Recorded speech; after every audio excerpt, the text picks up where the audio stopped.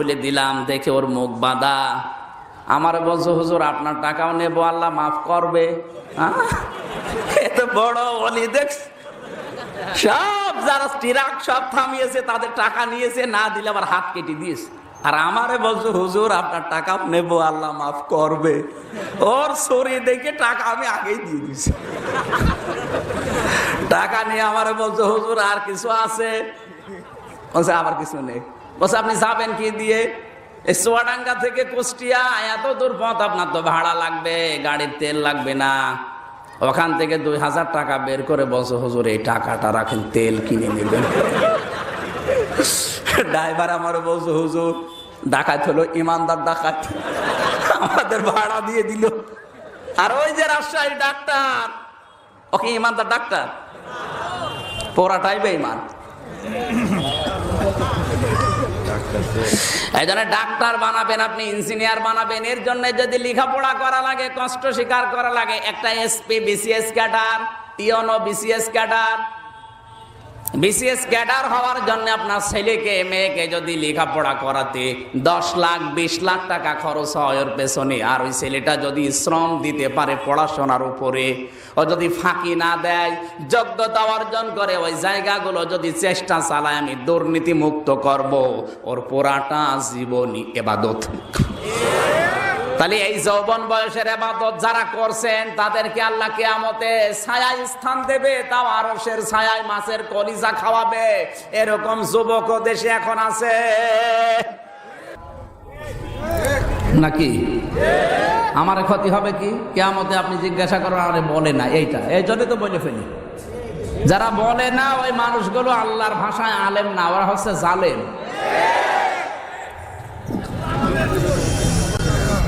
মা রান্না করছে, ছেলেকে ডাক দিয়ে বলছে, বাবা এই যে 20টা টাকা দিলাম, তেল নিয়ে আয়, রান্না হবে। ও মার্বেল খেলছে টাকা নিয়ে, রান্না করার জন্য তেল আনে নাই। আধা ঘন্টা পরে যখন এসেছে, এসে দেখছে মা বসে আছে রান্না না করে। জিজ্ঞাসা করছে, এই বেটা টাকা কই? কথা বলে না। তেল কই? কথা বলে না। এতক্ষণ কোথায় ছিলি? কথা বলে না। আপনি বলেন তো, এ যা যা প্রশ্ন করছে ওই ছেলে জানে না? বলেন বলেন। আধা ঘন্টা কোথায় ছিল তাও জানে, টাকা কি করেছে তাও জানে, তেল নেই কেন তাও জানে। বলতে পারবে? বললেই মার খাবে। আর যদি না বলে তাও। আমরা এখন ঠিক আলেমরা ওই অবস্থায় আছে যারা বিশেষ করে হক্কানি আলেম, কথা বললেও মার খাবো, না বললেও মার খাবো। এই জন্য বইলে মার খাওয়াই ভালো। অবশ্য তা মায়ের খান খান বলে।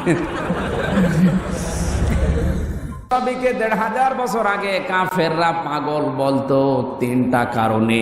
কয়টা? একটু জবান খুলে বলেন। 3টা কারণে রাসূলকে পাগল বলতো।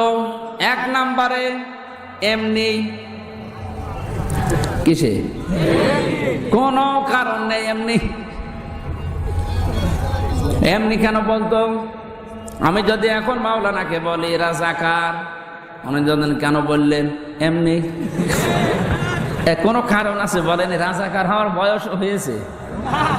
রাজাকার হতে হলে বাংলাদেশে কমপক্ষে 60 বছর বয়স হওয়া লাগবে।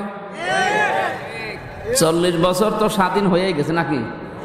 50 বছর, আরো তো অন্তত 10 বছর না হলে তো কিছু এগিয়ে দিতে পারেনি।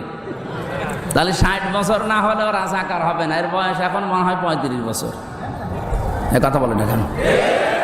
কিন্তু আমি গালি দিলাম কি বলে? উনি যদি আমার প্রশ্ন করে কেন বললেন এমনি, আজ ওই জামানায় যা নবীকে এমনি পাগল বলতো, আমাদের আলেমদেরকে অনেকে এমনি। দ্বিতীয় নাম্বার কে? আল্লাহর নবীকে ওরা পাগল বলার পেছনে কারণ ছিল এই, বিশ্বনবী মুহাম্মদুর রাসূলুল্লাহ একাই তিনি দাঁড়িয়েছিলেন ওই জামানায়, পুরা জাতি যখন শিরিক আর কুফরে লিপ্ত। আজ গাজীপুরের একটা মসজিদে মনে করেন ওখানে মাজার বানিয়ে মসজিদের পাশে বেকার শিরিক চলছে। নামাজের পরে যদি ইমাম সাহেব ডাক দিয়ে বলে, মুসল্লিরা এই শিরিক আমি বন্ধ করবো, মাজার পূজা হতে দেব না, চলেন আমার সাথে। মুসল্লিরা অনেকেই পাকা মুসল্লিরাও বলবে হুজুর দিনকাল ভালো না, আপনার দরকার কি? আপনারা আমরা রেখেছি নামাজ পড়াতে, ইমামতি করতে, নামাজ পড়ার ইমামতি করেন, ওসব দরকার নেই, যে যা কাছে করুক গা, লা ইলাহা ইল্লাল্লাহ। ইমাম যদি বলেন না আমি নামাজ পড়ালাম কি দিয়ে, আলহামদুলিল্লাহি রাব্বিল আলামিন, হামদের আগে আলিফ লাম দিয়ে আমি তোমাদের জানালাম যে আল্লাহ বাদে কারো প্রশংসা হবে না, এখানে প্রশংসা হচ্ছে বাবার, এইটা আমি হতে দেব না। এখন কেউ যদি না যায়, ইমাম যদি বলে আমি একাই যাব, অনেক মুসল্লি বলবে হুজুর মনে হয় পাগল হয়ে গেছে। ১৫০০ বছর আগে আল্লাহর নবী একাই একদিকে আর তামাম দুনিয়া একদিকে, এই জন্য ওরা বলতো মোহাম্মদ পাগল। আজও সব আলেম একদিকে, ৫-৬টা আলেম যদি বাংলাদেশে হকের পথে থাকে, আলেমরা পর্যন্ত বলবো বেশি বোঝে। কি কথা বলছে না কেন? এমনকি অনেক আলেম এখনো এ কথা বলেও ফেলেছে, ও চিল্লা পাল্লা বেশি করে, ও বেশি বোঝে। আমার মনে হয় ১৫০০ বছর আগে নবীজির জামানায়ও যদি থাকতো, ও নবী কেউ বলতো ও মোহাম্মদ বেশি বোঝে। উনি কি বেশি বোঝে? ওনার তো ইমানের তাড়নায় কাজ করা লাগছে। আমারও সাপের কাহিনী, মাছের কাহিনী আমার মুখস্থ আছে, কানে হাত দিয়ে টান দিলে এখানেও কান্নাকাটি শুরু হবে আমি জানি, কিন্তু ও কান্নাকাটি করে করবো কি? আমি দেখতে পাচ্ছি জাতি যাচ্ছে জাহান্নামে, ওই রাস্তাটা আগে বন্ধ করা দরকার। আমার কথা ছিল সূরা মুদ্দাসসিরের ভেতরে আল্লাহ ডাক দিয়েছেন, হে কম্বলওয়ালা, গায়ে শুয়ে থাকলে হবে না, ছড়িয়ে ওঠো, জাতি সতর্ক করো।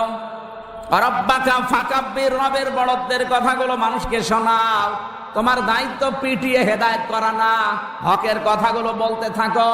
কুলিল হাক্কু মির রাব্বিকুম ফামান শাআ ফালিয়ুমিন ওয়া মান শাআ ফালিয়াকফুর ইন্না আ'তাদনা লিয-যালিমিনা নারা। সূরা কাহফের ভেতরে আল্লাহ বলেছেন, হে নবী আপনি সঠিক কথাগুলো তুলে ধরেন, হকের কথাগুলো, যার ইচ্ছা হয় সে মেনে নিক, যার ইচ্ছা হয় সে কুফরি করুক। ইন্না আ'তাদনা লিয-যালিমিনা নারা, আমি জালেমদের জন্য আগুন তৈরি করে রাখলাম। জোরে বলেন নাউজুবিল্লাহ।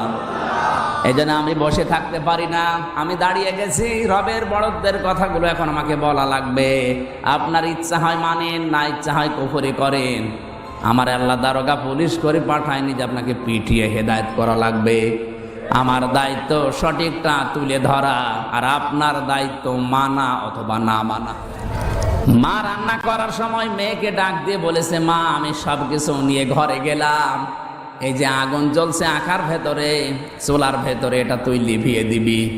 মেয়েটা দেখেছিল মা যখন এই চুলা ধরায় তখন একটা নম্প আগে ধরিয়েছে, নম্প বাতি বোঝেন না, বাতি আগে ধরিয়ে নেয়, এরপরে ওখান থেকে আগুন নিয়ে তারপরে চুলা জ্বালায়।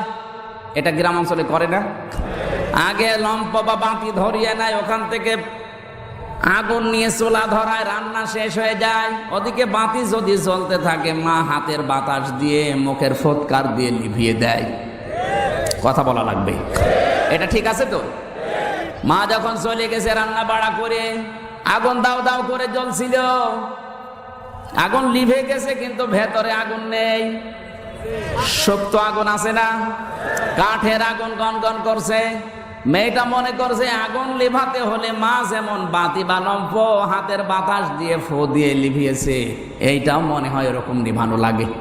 অত পদ্ধতি জানা আছে, ও ফো দিচ্ছে, এ জ্বলবে না লিখবে? বলেন বলেন। আজ রবের কথাগুলো প্রকাশ করতে গেলে যারা বাধা দিচ্ছেন, আপনি মনে করছেন বাধা দেওয়ার সিস্টেম মনে হয় এইটাই। আপনি তো টের পাচ্ছেন না যে বাধা দিলে ও ছাতা আরো জ্বলে। আপনি যে সিস্টেম শিখেছেন ওটা তো আর সোলার আগুন না, ওটা লম্প বা বাতির আগুন। আপনি ওই সিস্টেম শিখে অন্য জায়গায় প্রয়োগ করছেন, হিতে বিপরীত হয়ে আগে যা ছিল তার চাইতে ইসলামপন্থী মানুষ 1000 গুণ বেড়ে গেছে। আপনি টের পাচ্ছেন না? তাই জরিপ চালান বাংলাদেশে, এই 15 বছরের ভেতরে ইসলামপন্থী লোক কিভাবে বেড়েছে আপনি টেরও পাবেন না। আর মনে করছেন আমি ওই যে বাতাস দিলাম হাত দিয়ে, ফো দিয়ে, মনে হয় লিভে গেছে। ও তো লিভবে বাতি বা নম্প, ও তো সোলা লিভার কথা না। সোলা লিভাতে হলে পানি দেওয়া লাগবে। কথা বলেন না কেন? আপনি পানি পাবেন কোথায়? আপনি পানি দেন না, খালি ফো দিতে আসে। এখন যদি বলেন হুজুর এতটুকু বয়সে, হ্যাঁ আমার বয়স কম, কিন্তু আপনার চাইতে অভিজ্ঞতা আমার বেশি আছে। আমার এই 28 বছর বয়সে পৃথিবীর কয়েকটা রাষ্ট্র মিলে বাংলাদেশের কোনো থানা আমার আর বাকি নেই। প্রায় লোকের ঘরে আমার ঢোকা, মানে ঘরে ঢোকা মানে ওই ঢোকা না, ঘরে ঢুকেছে। বাস্তবতা বেশি, এই কারণে বলছে রাতের বেলা চলাফেরা আমাদের বেশি হয়। আমি সেই কক্সবাজার থেকে আসছি, আজকে কিশোরগঞ্জে ছিল দিনের বেলায়, এখানে এখন আর একটা আছে রাত 9টার পরে। আমার মনে হয় আরো যদি পারতাম তো রাত 12টার পরে হইতো। শরীর পারছে না তাই নেইনি।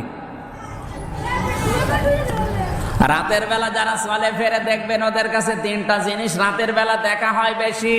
গভীর রাত যখন হয় রাতের বেলা রাস্তায় দেখা হয় পুলিশের সাথে, বক্তার সাথে আর কুত্তার সাথে। হয় বক্তা দেখা হবে, না পুলিশ, নাকি কুত্তা। এই জন্য বয়স আমার কম হলেও অভিজ্ঞতা আপনার যাতে বেশি আছে। তারপরেও কোরআন হাদিস তো আছে। আল্লাহ গ্যারান্টি দিচ্ছেন আমি আমার আলো জ্বালাবই, আপনাকে দিয়ে জ্বালাবে, আপনি টের পাবেন না।